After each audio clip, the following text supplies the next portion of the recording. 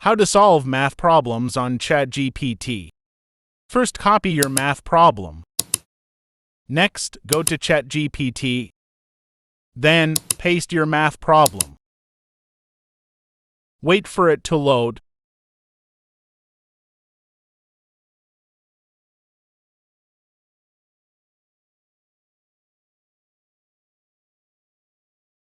And here is your answer.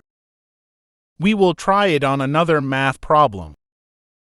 Same process. Copy and paste your math problem on Chat GPT. Just wait for it.